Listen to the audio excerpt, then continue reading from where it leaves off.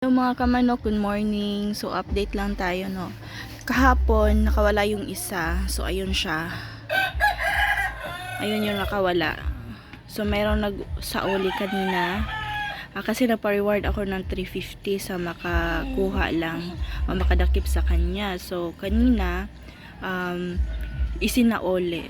At nagbayad rin naman tayo ng 350 kasi promise din naman natin yun na magbayad ng 350. So, ang laki ng nagastos ko sa kanya. Diyos ko Lord. But anyway, mababawi rin naman natin yun lahat.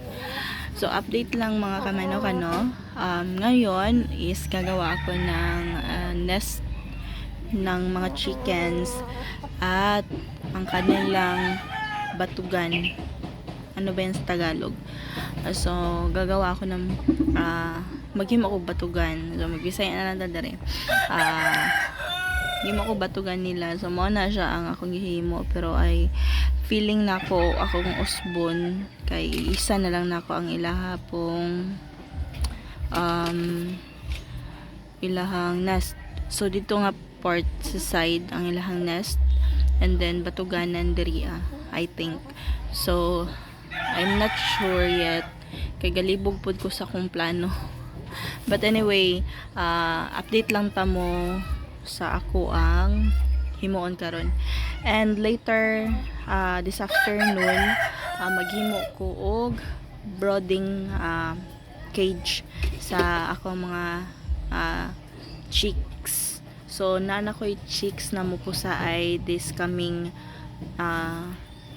May 1. So, mauna ako ang pangandaman pod. And then, what else?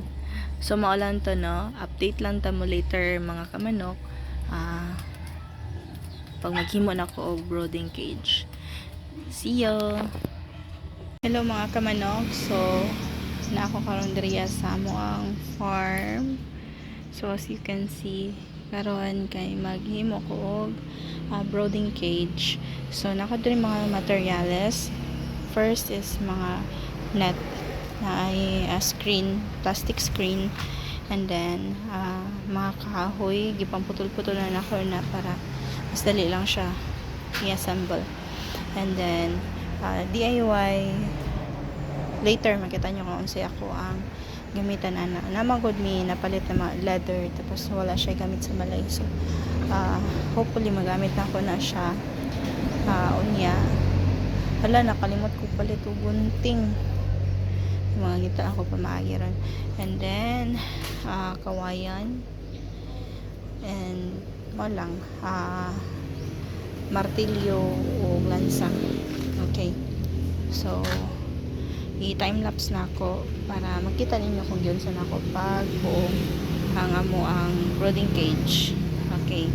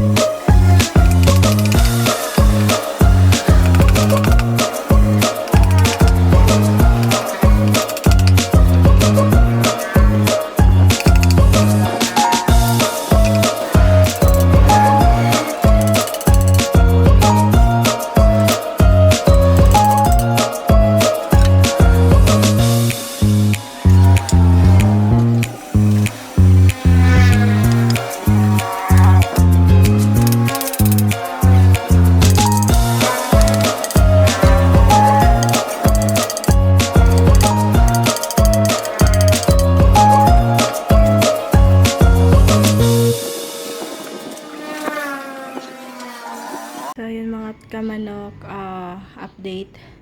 So mao lang ni ang ako ang nahuman as of today kay nadoktokan ako kung kamot. So it's part of being a farmer man yun nangyayari nga mga instances. So anyway, update lang ta mo if ever mahumanin ako. So ano pa lang na ako nahuman, naglibog na ko. Unsaon pa na ako. So panikamutan na ako nga mahuman jud na ako siya. Hantod katapusan para natin butanganan sa to ang chickens, mga chicks.